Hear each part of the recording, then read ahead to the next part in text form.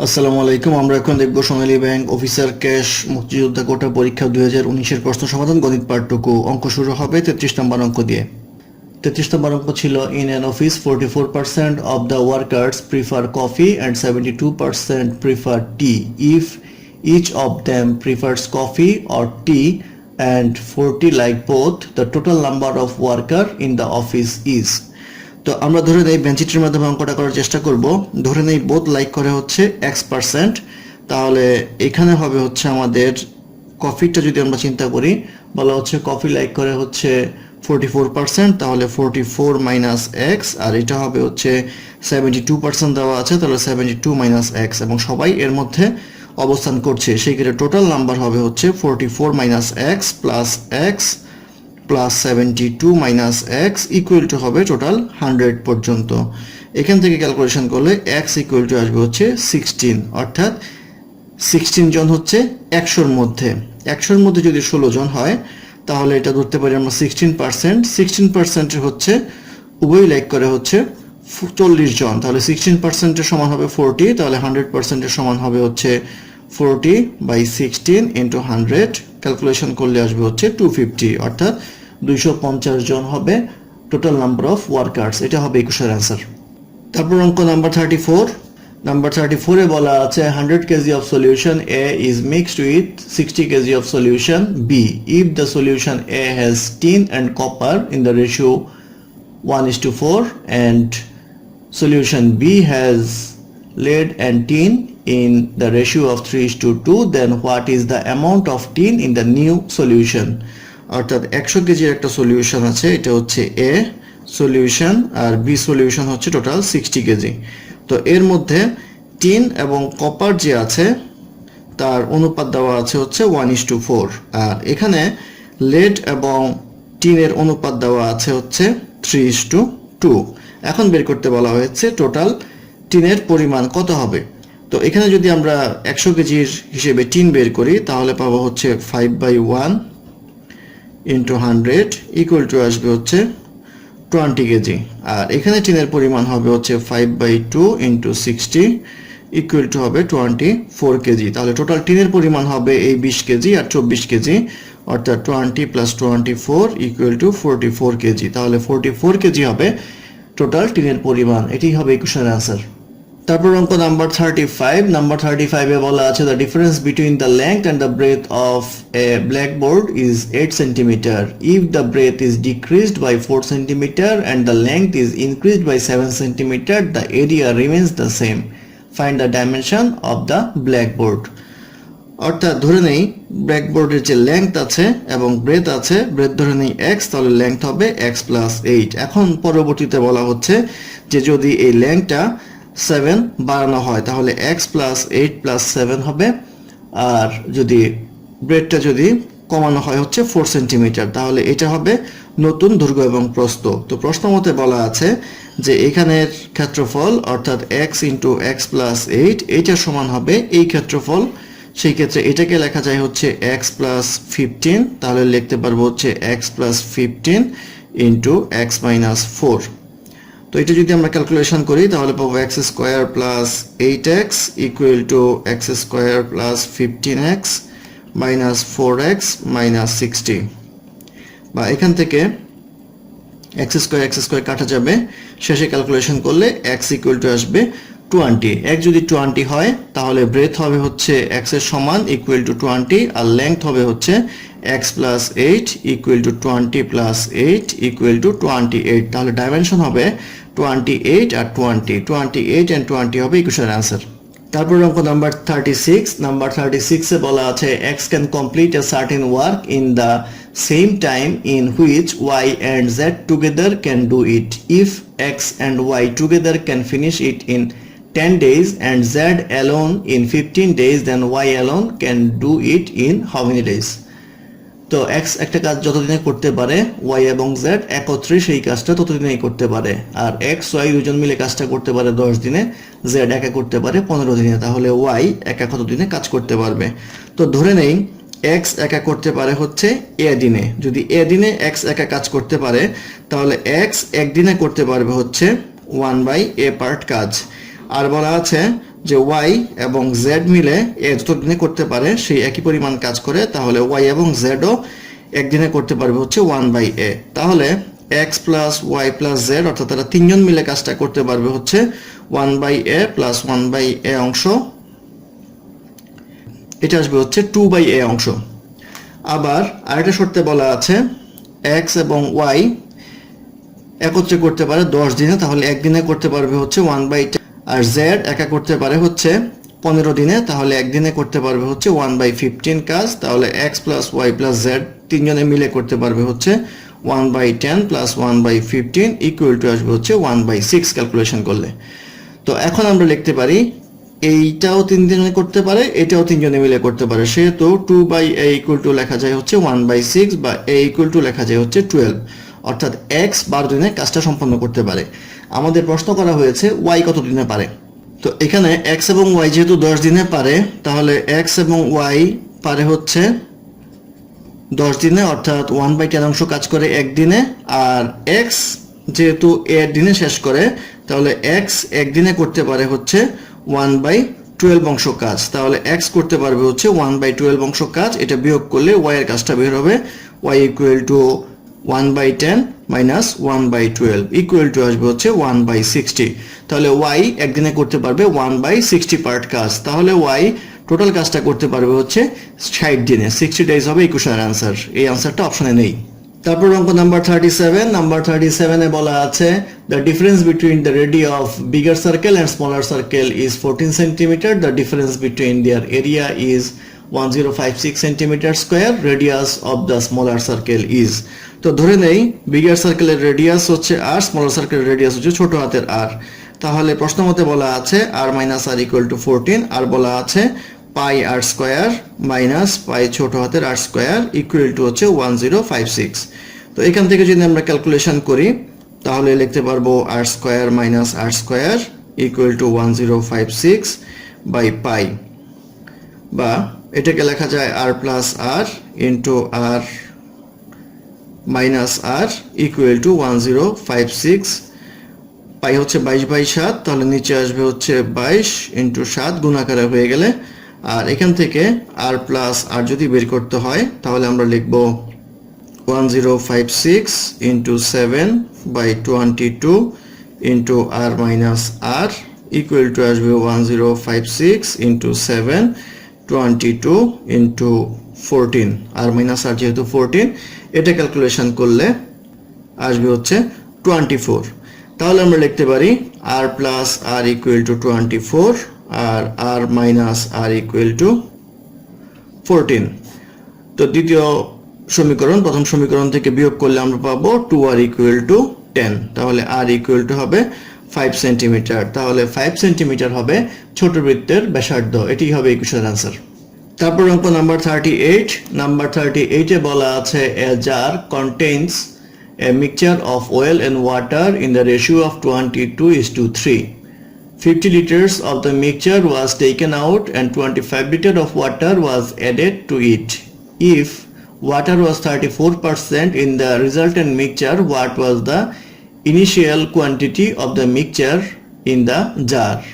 অর্থাৎ বলা আছে একটা জারের মধ্যে যে পরিমাণ মিক্সচার রয়েছে তার মধ্যে ওয়াটার এবং অয়েলের রেশিও হচ্ছে 22:3, অর্থাৎ অয়েল হচ্ছে 22 আর ওয়াটার হচ্ছে 3, এই হচ্ছে অনুপাত। তো আমরা ধরে নিই টোটাল মিক্সচারের পরিমাণ হচ্ছে 25x, তাহলে অয়েলের পরিমাণ হবে 22x আর ওয়াটারের পরিমাণ হবে 3x। অঙ্ক করার সুবিধার জন্য আমরা 25x ধরলাম। তো এই হবে অবস্থা। এখন বলা হচ্ছে 50 লিটার রিমুভ করতে হবে। 50 লিটার যদি রিমুভ করে তাহলে 50 লিটারের থেকে যদি আমরা টোটাল মিশ্রণ থেকে 50 লিটার বাদ দিই তাহলে ওয়েল এবং ওয়াটার এই রেশিওতে বাদ যাবে। এই রেশিওতে বাদ গেলে ওয়েল বাদ যাবে হচ্ছে 25/22 ইন্টু 50, এটা হচ্ছে ওয়েলের হিসাব, আর ওয়াটার বাদ যাবে হচ্ছে 3/25 ইন্টু 50। এখানে আসবে হচ্ছে 6 লিটার আর এখানে আসবে হচ্ছে 44 লিটার, অর্থাৎ জেনুইনলি যদি 50 লিটার আমরা টোটাল দ্রবণ থেকে বাদ দেই তাহলে 44 লিটার ওয়েল চলে যাবে এবং 6 লিটার পানি যাবে। এখন আমরা নতুন যে রেশিওটা হবে তার সাথে বলা হচ্ছে যে 25 লিটার পানি যোগ করতে হবে।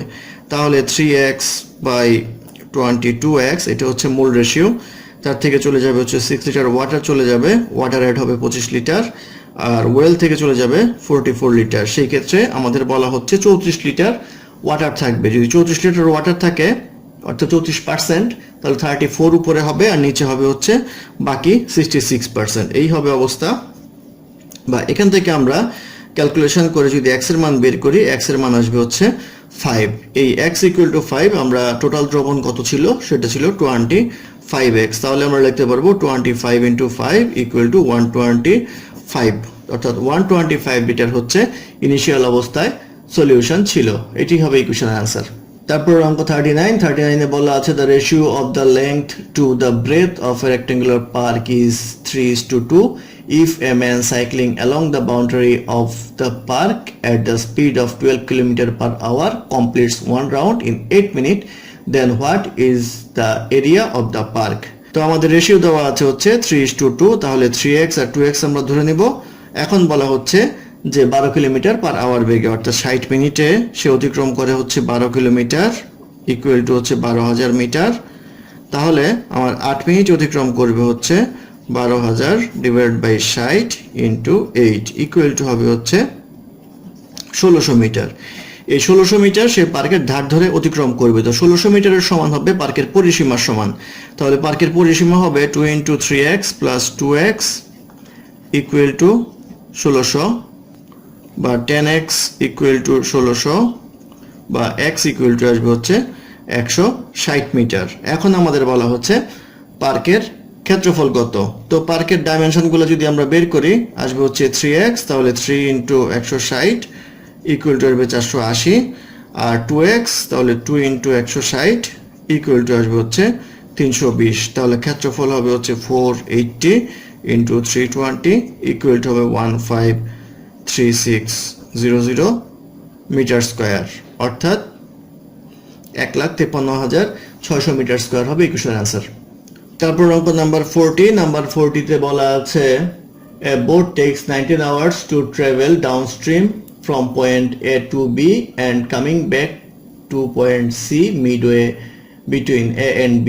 If the speed of the steam is 4 km per hour and the speed of the boat in still water is 14 km per hour, what is the difference between A and B? তো A and B এর যে distance আছে সেটা বের করতে বলা হয়েছে। তো আমরা ধরে নেই A এবং B এর ডিসটেন্স যেটা আছে সেটা হচ্ছে x কিলোমিটার। যদি x কিলোমিটার ডিসটেন্স হয় তাহলে বোটের গতিবেগ দেওয়া আছে হচ্ছে 14 কিলোমিটার পার আওয়ার, আর স্টিমের যে গতিবেগ আছে সেটা দেওয়া আছে হচ্ছে 4 কিলোমিটার পার আওয়ার। এখন যদি তারা ডাউন স্ট্রিমে যায়, ডাউন স্ট্রিমে গেলে গতিবেগ যোগ হবে, তাহলে 4 প্লাস 14 ইকুয়াল টু আসবে হচ্ছে 18 কিলোমিটার পার আওয়ার। আর যদি আপস্ট্রিমে যায় তাহলে এই গতিবেগটা হবে বিয়োগ 14 minus 4 equal to 10 kilometre per hour.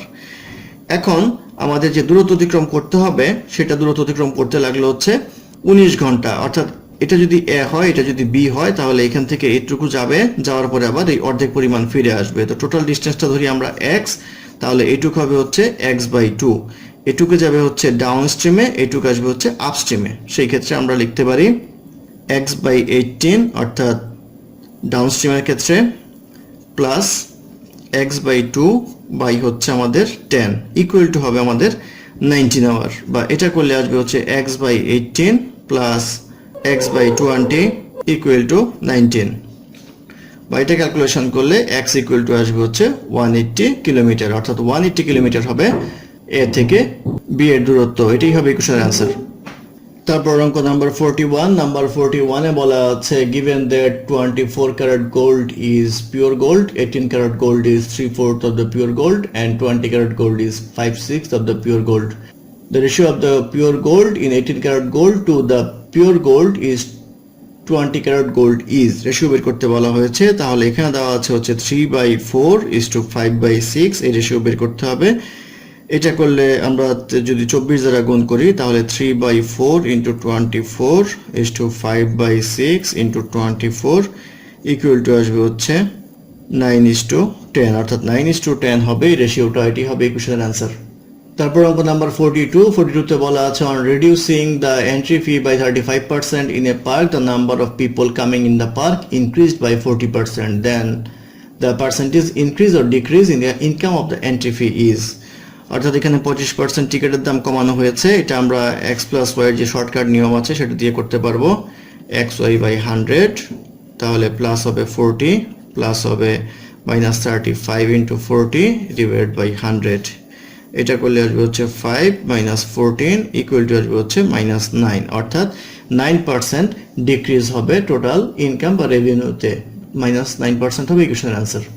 তারপর অঙ্ক নাম্বার 43 তে বলা আছে 3 numbers are added in pair the sum so obtained are 20, 27 and 23, what are these 3 numbers? তো নাম্বারগুলো ধরে নেই a b c, তো a b c ধরলে আমরা লিখতে পারবো a plus b equal to 20, b plus c equal to 27, a plus c equal to 23। তো এগুলো যদি আমরা যোগ করি তাহলে পাবো a plus b plus c into 2 equal to আসবে হচ্ছে 70, তাহলে a plus b plus c equal to আসবে হচ্ছে 35। এখন আমরা a plus b plus c equal to 35 লিখতে পারি, তাহলে a plus b equal to লেখা যায় হচ্ছে 20, তাহলে বিয়োগ করলে c equal to আসবে 15। একইভাবে আমরা বের করতে পারবো a plus b plus c equal to 35, b plus c equal to 27, তাহলে বিয়োগ করলে a equal to আসবে 8। আবার a plus b plus c equal to 35, তাহলে a plus c equal to 23, তাহলে b equal to আসবে হচ্ছে 12, তাহলে আমাদের आंसर আসবে হচ্ছে 8, 12, 15, তাহলে 8, 12, 15 হবে ইকুয়েশনের आंसर। তারপর অঙ্ক নাম্বার 44 এ বলা আছে after distributing the chocolate equally among 25 kids 8 chocolates are remain, had the number of the child been 28, 22 chocolates would have been left after equally distributing, find the total number of chocolates। তো আমরা ধরে নেই 25x plus 8 এটা হচ্ছে total number of chocolate, অথবা 28y করে যদি দেওয়া হয় প্লাস 22 এই যে টোটাল নাম্বার অফ চকলেট, যেহেতু দুইটা টোটাল নাম্বার অফ চকলেট সেহেতু দুইটা সমান হবে, তাহলে আমরা এখান থেকে লিখতে পারি 25x equal to 28y plus 14, বা 25x equal to 14 into twice y plus 1। এখান থেকে আমরা বলতে পারবো x equal to 14 R 25 equal to twice y plus 1, বা y equal to আসবে হচ্ছে 12। এখন যদি আমরা 25x plus 8 এটা হচ্ছে নাম্বার অফ চকলেট, সেহেতু আমরা পাই 25 into 14 plus 8 equal to আসবে হচ্ছে 358, অর্থাৎ 358টি চকলেট ছিল, এটি হবে ইকুয়েশনের आंसर। তারপর অঙ্ক নাম্বার 45 এ বলা আছে the radius of a circle is increased by 30%, then its area is increased by, তো ধরে নিই রেডিয়াস 10, তাহলে এরিয়া হবে হচ্ছে পাই আর স্কয়ার মানে পাই 10 স্কয়ার ইকুয়াল টু 100 পাই, আর যদি রেডিয়াস 30% বাড়ানো হয় তাহলে এটা 10 এর জায়গায় হবে 13, তাহলে পাই 13 হোল স্কয়ার ইকুয়াল টু 169 পাই। তো এটার পার্সেন্টেজ করলে পাওয়া যাবে হচ্ছে 69%, অর্থাৎ 69% হবে ইকুয়েশনের आंसर। তারপর অঙ্ক নাম্বার 46 এ বলা আছে an amount of টাকা 10,000 becomes টাকা 20,736 in 2 years if the rate of interest is compounded half yearly, what is the annual rate of interest? annual rate of interest কত সেটা জানতে চাওয়া হয়েছে। তো annual rate of interest এর ক্ষেত্রে আমরা c compound interest এর ক্ষেত্রে c equal to p into 1 plus r whole to the power n জানি। তো এখানে c হচ্ছে 20,736, p হচ্ছে প্রিন্সিপাল অ্যামাউন্টটা 10,000, আর 1 প্লাস r এর ক্ষেত্রে লিখব হচ্ছে r/2 যেহেতু হাফ ইয়ারলি, আর ইয়ার n এর জায়গায় 2 বছরের জন্য হবে, যেহেতু হাফ ইয়ারলি 2 এর জায়গায় হবে 4। তাহলে এটা যদি আমরা ক্যালকুলেশন করি তাহলে পাবো হচ্ছে 1 plus r/2 whole to the power 4 equal to আসবে হচ্ছে 2.0736, এটাকে লেখা যায় হচ্ছে 1.2 হোল টু দি পাওয়ার 4। তো এটা করলে আসবে হচ্ছে 1 plus r/2 whole to the power 4 equal to 1.2 whole to the power 4, বা 1 প্লাস r/2 ইকুয়াল টু 1.2 লেখা যায়, পাওয়ার যদি আমরা বাদ দেই, বা এখানে লেখা যায় হচ্ছে r/2 equal to 1.2 minus 1 equal to 0.2, বা r ইকুয়াল টু আসবে 0.2 ইন্টু 2 ইকুয়াল টু 0.4, অর্থাৎ 40% হবে ইন্টারেস্ট রেট, অর্থাৎ 40% হবে এই কোশ্চেনের আনসার। তারপর অঙ্ক নাম্বার 47, নাম্বার 47 এ বলা আছে the difference between two positive number is 3 and the sum of their square is 369, then the sum of the number is, অর্থাৎ বলা আছে x minus y equal to 6, দুইটা নাম্বার xy হয়, আর x square plus y square equal to 369। তো এটাকে যদি আমরা বর্গ করি তাহলে পাবো x minus y whole square equal to 3 square equal to 9, তাহলে আমরা পাবো x square minus 2xy plus y square equal to 9, বা x square plus y square এর মান হচ্ছে 369, তাহলে লিখতে পারবো 369 minus 2xy equal to 9, বা এটাকে যদি আমরা করি তাহলে পাবো হচ্ছে minus 2xy equal to minus 360, বা xy equal to পাওয়া যাবে হচ্ছে 180। তো xy এর মান 180 আসলে আমাদের বের করতে হবে হচ্ছে x plus y এর মান। তো x plus y whole square equal to x minus y whole square plus 4xy, তো x minus y whole square হলো 3 square প্লাস 4 ইন্টু 180, এই মানটা বসাবো আমরা, ইকুয়াল টু আসবে হচ্ছে 9 প্লাস 720 ইকুয়াল টু 729, তাহলে x plus y equal to root over 729 equal to আসবে হচ্ছে 27, তাহলে 27 হবে x প্লাস y এর মান, এটাই হবে ইকুয়েশনের আনসার।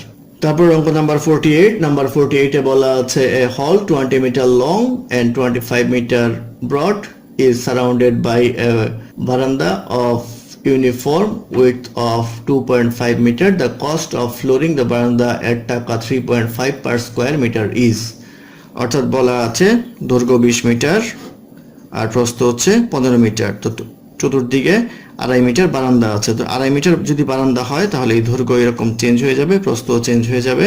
তো আগের ক্ষেত্রফল ছিল 20 to 15, আর বর্তমানে ক্ষেত্রফল হবে এদিকে 2.5 এদিকে 2.5, অর্থাৎ 5 যোগ হবে 20 সাথে 5 যোগ করলে 25, আর 15 সাথে এদিকে 2.5 এদিকে 2.5, অর্থাৎ 5 যোগ হবে ইন্টু 20, এটা করলে আসে হচ্ছে 300, আর এটা আসবে হচ্ছে 500, অর্থাৎ নতুন ক্ষেত্রফল পুরান ক্ষেত্রফলের ডিফারেন্সটা হচ্ছে আমাদের 200 মিটার স্কয়ার। তো এটাই আমার ফ্লোরিং করতে হবে। তো প্রতি স্কয়ার মিটার হচ্ছে 3 টাকা 50 পয়সা, তাহলে 200 মিটারের দাম আসবে হচ্ছে 700 টাকা, অর্থাৎ 700 টাকা হবে এই কোশ্চেনের আনসার। তারপর অঙ্ক নাম্বার 49 নম্বর অঙ্কে বলা আছে in two digit number the digit in the unit place is 2 more than the 3 times of the digit in 10th place. If the sum of the total digit is 6, the number is, তো ধরে নেই unit digit হচ্ছে y আর 10 digit হচ্ছে x, তাহলে আমরা নাম্বারটা হবে 10x plus y, আর প্রশ্ন মতে বলা আছে এই দুইটা যোগ করলে হয় 6 এর সমান, আর y ইকুয়াল টু, অর্থাৎ ইউনিট ডিজিটটা হলো 10 ডিজিটের 3 গুণ থেকে 2 বেশি, তাহলে এটা আসে একটা ইকুয়েশন। তো এখান থেকে আমরা পাই x equal to 6 minus y, তো এই মানটা যদি আমরা বসাই y equal two 3 into 6 minus y plus 2, বা y equal two 18 minus 3y plus 2, বা এটা আসলে 4y ইকুয়াল টু 20, বা y ইকুয়াল টু আসে হচ্ছে 5। এই y এর মানটা যদি এখানে বসাই তাহলে x ইকুয়াল টু আসবে 6 minus 5 ইকুয়াল টু 1, তাহলে আমাদের নাম্বারটা হচ্ছে 10x plus y, তাহলে 10 ইন্টু 1 প্লাস 5 ইকুয়াল টু আসবে হচ্ছে 10 প্লাস 5 ইকুয়াল টু আসে হচ্ছে 15, অর্থাৎ 15 হবে রিকোয়ার্ড নাম্বারটি, এটি হবে ইকুয়েশনের আনসার। তারপর অঙ্ক নাম্বার 50, নাম্বার 50 তে বলা আছে in your bookshelf you have 5 favourite books, if you decide to arrange this 5 books in every possible combination and move just one book in every half a minute, how many time it will take to arrange?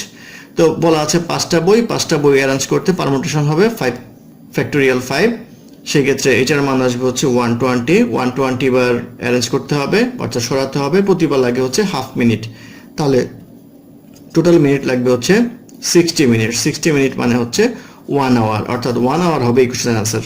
তারপর অঙ্ক number 51, number 51 এ বলা আছে number when divided by 3 leaves a remainder 3, when the quotient is divided by 2 it leaves a remainder 1, what will be the remainder when the number is divided by 6? quotient বলতে বোঝায় ভাগফল। তো ভাগফলটা ধরে নিয়ে হচ্ছে আমরা x, তো x কে 2 দ্বারা ভাগ করলে তাহলে 2 দ্বারা গুণ করে দিলাম, রিমাইন্ডার থাকে হচ্ছে 1, তাহলে ভাগফলটা হবে এটা 2x plus 1। আর বলা হচ্ছে যদি এটাকে ভাগফলটা তখনই আসে যখন 3 দ্বারা ভাগ করা হয় এবং রিমাইন্ডার থাকে 1, সেই ক্ষেত্রে এটা লেখা যায় 3 × 2x + 1 + 1। তো এটা করলে পাবো 6x + 3 + 1 = 6x + 4। এখন বলা হচ্ছে এই নাম্বারটাকে যদি 6 দ্বারা ভাগ করা হয় তাহলে কি অবস্থা হবে ভাগশেষের। তো 6 দ্বারা ভাগ করলে এইটুকু ভাগ হয়ে যাবে 6 দ্বারা, আর ভাগশেষ থাকবে হচ্ছে 4, তাহলে 4 হবে এই কোশ্চেনের आंसर। তারপর অঙ্ক নাম্বার 52। নাম্বার 52 তে বলা আছে a train starts from city Y at 2 p.m. and travels towards city X at 75 km/h. Another train starts from city X at 1 p.m. and travels towards Y at 60 km/h. If the distance between these two cities is 330 km, then what will be the time they meet? তারা একজন আরেকজনকে কখন meet করবে। তো এই ক্ষেত্রে x একটা city ধরি, ওয়াই একটা সিটি, এখান থেকে যে যাত্রা করবে সে হবে 75 km/h, আর এখান থেকে যাত্রা করবে হচ্ছে 60 km/h। তো এখানে যাত্রা করে হচ্ছে 1 p.m. এ, আর এখানে যাত্রা করবে হচ্ছে 2 p.m. এ। যদি 1 p.m. এ যাত্রা করে তাহলে 2 p.m. এ সে অবশ্যই 60 কিলোমিটার দূরত্ব অতিক্রম করে ফেলবে, আর টোটাল দেওয়া আছে হচ্ছে 330। তাহলে যদি 2 p.m. এ আমরা বেস ধরি তাহলে 2 p.m. এ সে 60 কিলোমিটার অতিক্রম করবে, তাহলে বাকি থাকবে হচ্ছে 330 - 60 = 270 কিলোমিটার ডিস্টেন্স। এই 270 কিলোমিটার ডিস্টেন্সের মধ্যেই একজন আরেকজনের সাথে দেখা হবে। সেটা কখন দেখা হবে সেটা জানতে চাওয়া হয়েছে। তো ধরি টি ঘন্টা পরে দেখা হবে, আর এখান থেকে দূরত্ব হচ্ছে x, আর এটা হচ্ছে 270 - x। তো x না ধরলে আমরা পারবো, যেমন আমরা ধরে নেই যে 75 km/h বেগে টি ঘন্টা সে অতিক্রম করবে হচ্ছে 75টি, আর এ অতিক্রম করবে হচ্ছে 60 km/h বেগে টি ঘন্টায় অতিক্রম করবে 60টি। দুইটা মিলায় হবে হচ্ছে আমাদের 270, বা এখান থেকে আমরা লিখতে পারবো হচ্ছে 135t = 270, বা t = লেখা যায় হচ্ছে 2 আওয়ার, অর্থাৎ 2 ঘন্টা পরে তারা মিট করবে। তাহলে আমাদের বেস্ট টাইম ধরেছিলাম 2 p.m, তাহলে 2 p.m এর সাথে 2 ঘন্টা প্লাস হবে, প্লাস চলে আসবে হচ্ছে 4 p.m, তাহলে 4 p.m তারা মিট করবে। 4 p.m হবে এই কোশ্চেনের आंसर।